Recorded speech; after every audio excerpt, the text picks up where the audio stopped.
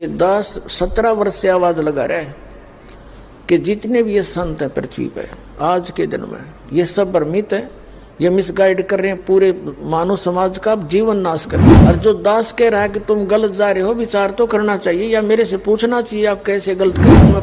एक पॉइंट पर 6 प्रमाण देता दास, ये ISI मार्ग के मैप दिखाता हूँ जो आपको भी मान्य है कि ये सचमुच ये सही है। ये श्रद्धालु इतने अंधविश्वासी हो गए, उनके ऊपर विश्वास कर लिया कि नहीं हमारे गुरुजी ने जो बता दिया सच है। ईबदास चाहता कि तुम स्वयं देखो, वो नहीं मानेंगे, वो तो इज्जत और बेइज्जती पड़े रहेंगे। संत को आवा है, लेकिन वो भी नालायक व्यक्ति होता है जो अपना जीवन नाश करे और गिल साथ में अनुयायियों को डुबोए।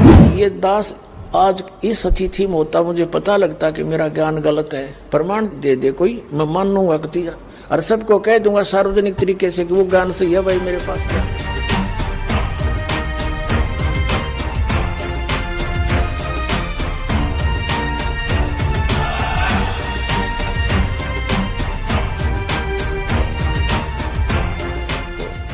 कि 10-17 वर्ष से आवाज लगा रहे हैं कि जितने भी ये संत हैं पृथ्वी पे आज के दिन में ये सब भ्रमित है, ये मिसगाइड कर रहे हैं, पूरे मानव समाज का जीवन नाश कर रहे हैं।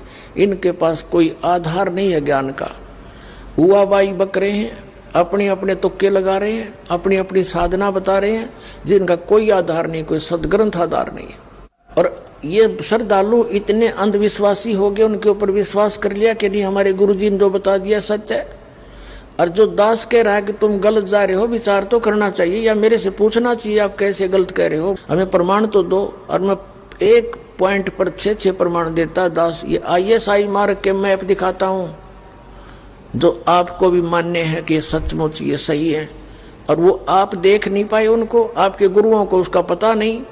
तो ईबदास चाहता कि तुम स्वयं देखो, वो नहीं मानेंगे, वो तो इज्जत और बेइज्जती पड़े रहेंगे। संत को आवा है, लेकिन वो भी नालायक व्यक्ति होता है जो अपना जीवन नाश करे और गिल साथ में अनुयायियों को डुबोए। वो संत नहीं होता, वो तो राक्षस है। देखो ये दास आज इस अतिथि में होता, मुझे पता लगता कि मेरा ज्ञान गलत है, प्रमाण दे दे कोई, मैं मान लूंगा और सबको कह दूंगा सार्वजनिक तरीके से कि वो ज्ञान सही है भाई मेरे पास ज्ञान नहीं था।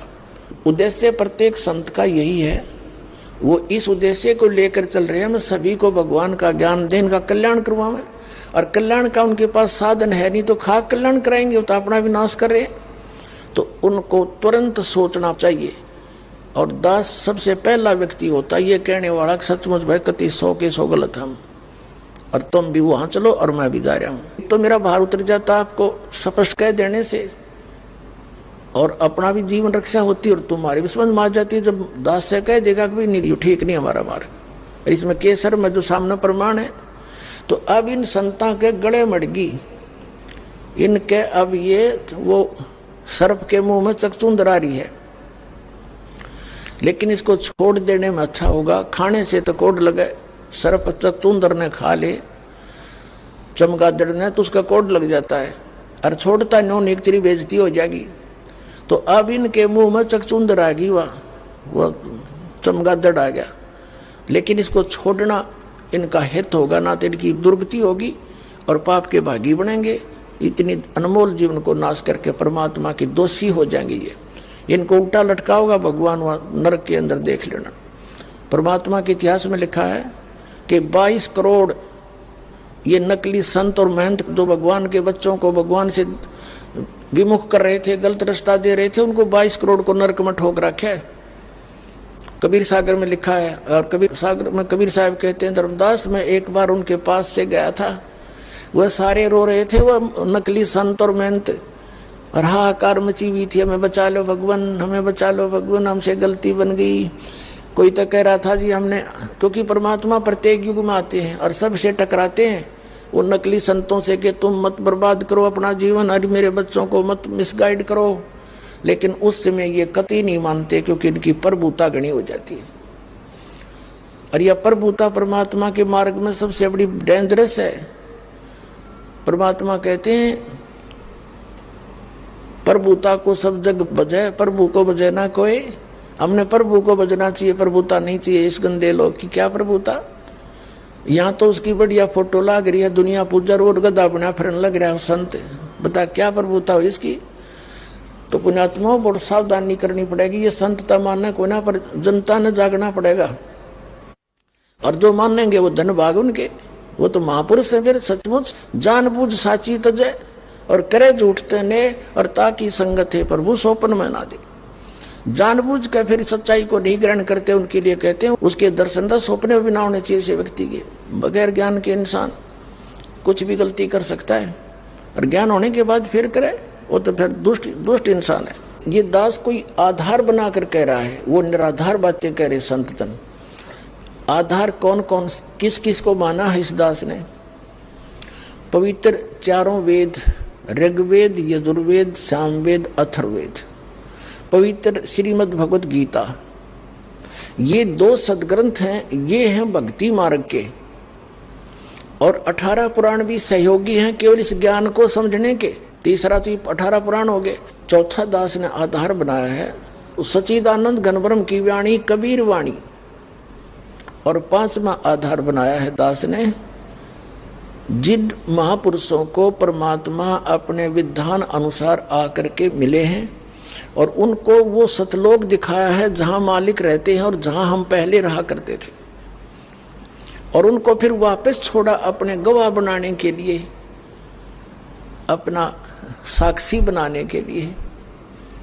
तो उन महापुरुषों ने जो परमात्मा को आंखों देखा, वो कैसा है, कहाँ रहता है, वहां क्या व्यवस्था है, उस परमात्मा के लोक में जाने की कौन सी विधि है, तो उन महापुरुषों ने अपनी अमृतवाणी में वर्णित कर रखी है। तो इन सभी ग्रंथों, सदग्रंथों को और उन महापुरुषों के अनुभव को दास ने आधार बना के फिर सब महापुरुषों से कहा कि तुम गलत मार्ग पर जा रहे हो, तुम्हारा ज्ञान गलत, तुम्हारा समाधान गलत, फिर और किस लिए भक्ति कर रहे हो? खाक भक्ति है तुम्हारी। फिर जब ज्ञान भी गलत और तुम्हारी भक्ति और भक्ति की विधि भी गलत, फिर काहे के भगत, काहे के संत तुम? तो दास के पास जो ज्ञान है वो शास्त्र अनुकूल है, और शास्त्र अनुकूल साधना है जो महापुरुषों ने की और परमात्मा ने आके स्वयं बताई। तो फिर कौन सी कसर रहेगी? अब आप जी को कुछ महापुरुषों का वर्णन करते हैं जिनको परमात्मा मिले। आदरणीय धर्मदास साहिब जी को वो परमेश्वर स्वयं आकर मिले थे मथुरा में। आदरणीय धर्मदास साहिब जी गांव बांधोगढ़ के एक बहुत बड़े सेठ थे, धनी थे, लाला जी थे, वैश्य कुल में जन्म था उनका। इतना धन बताते हैं उनके पास, उनके दादा पिताजी के पास और स्वयं भी, कि इतने धनी थे वो। उस नगरी के राजा पर कोई प्राकृतिक आपदा आ जाती थी, कभी सूखा गिर जाता था या फ्लड आ जाती थी, तो धर्मदास के पिता से वो ऐड मांगता था, धन वित्तीय सहायता लेता था। इतना धनी थे वे। राजा का टैक्स तो वो देते ही देते थे, उसके अतिरिक्त भी कुछ ऐड मांगते थे तो वो फ्री दे दिया करते राजा को ऐसी आपदाओं में।